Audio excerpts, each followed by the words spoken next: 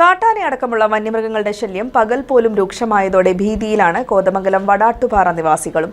പകൽ സമയങ്ങളിലടക്കം കാട്ടാനകൾ വഴിയിലിറങ്ങി നിൽക്കുന്നതുമൂലം വിദ്യാർത്ഥികളടക്കമുള്ളവർ ഭയന്നാണ് യാത്ര ചെയ്യുന്നത്. ഭൂതത്താൻകെട്ട് വടാട്ടുപാറ റൂട്ടിൽ വന്യമൃഗശല്യം മൂലം ജനങ്ങൾ ഭയാശങ്കയിലാണ്. പകൽ സമയങ്ങളിൽ പോലും കാട്ടാനകൾ വഴിയിലിറങ്ങി നിൽക്കുന്നതുമൂലം വിദ്യാർത്ഥികളടക്കമുള്ളവർ ഭയന്നാണ് ഇതുവഴി യാത്ര ചെയ്യുന്നത്. റോഡിന്റെ ഇരുവശങ്ങളിലുമുള്ള അടിക്കാട് വളർന്നു നിൽക്കുന്നത് വെട്ടിമാറ്റാൻ ഫോറസ്റ്റ് ഡിപ്പാർട്ട്മെന്റ് നടപടി സ്വീകരിക്കാത്തതിനാൽ സന്നദ്ധ സംഘടനകളുടെ നേതൃത്വത്തിൽ 2 ദിവസം കാട് വെട്ടിയെങ്കിലും ഇനിയും അപകട സാധ്യതയുള്ള സ്ഥലങ്ങൾ കാട് വളർന്നു നിൽക്കുകയാണ്. റോഡിൽ രാത്രികാലങ്ങളിൽ മുഴുവൻ സമയവും ഫോറസ്റ്റ് ഡിപ്പാർട്ട്മെന്റ് RRT ടീമിന്റെ സേവനം ഉറപ്പാക്കുകയും ചെക്ക് പോസ്റ്റിൽ നിന്ന് മുന്നറിയിപ്പ് നൽകുകയും ചെയ്യണമെന്നും ഇക്കാര്യങ്ങൾ സർക്കാരിന്റെ അടിയന്തര നടപടികൾ സ്വീകരിക്കണമെന്നും ജനപ്രതിനിധികളായ EC റോയ്, എൽദോസ് ബേബി, സനൂപ് KS, ബിൻസി മോഹനൻ എന്നിവർ ആവശ്യപ്പെട്ടു.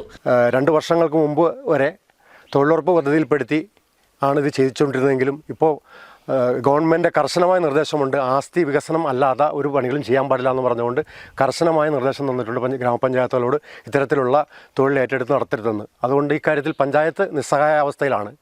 പിന്നീട് ചെയ്യാനുള്ള ഫോറസ്റ്റ് ഡിപ്പാർട്ട്മെൻറ്റാണ് ഇതിൻ്റെ കാര്യങ്ങൾ കൃത്യമായി ചെയ്യേണ്ടിയിരുന്ന ആളുകൾ. അവർ കൈമലർത്തുക, പണമില്ലെന്ന് പറഞ്ഞവർ കൈമലർത്തുകയാണ്.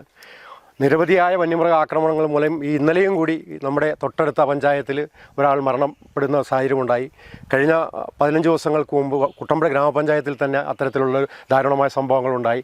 ഇത്ര പ്രശ്നങ്ങളെല്ലാം ഉണ്ടായിട്ടും സർക്കാരിൻ്റെ ഭാഗത്തുനിന്നും ഫോറസ്റ്റ് ഡിപ്പാർട്ട്മെൻറ്റിൻ്റെ ഭാഗത്തുനിന്നും അനുകൂലമായ ഒരു നടപടികളും ഇതിനുവേണ്ടി സ്വീകരിക്കുന്നില്ല എന്നുള്ളത് വളരെ ഖേദകരമാണ്. News desk KCV news.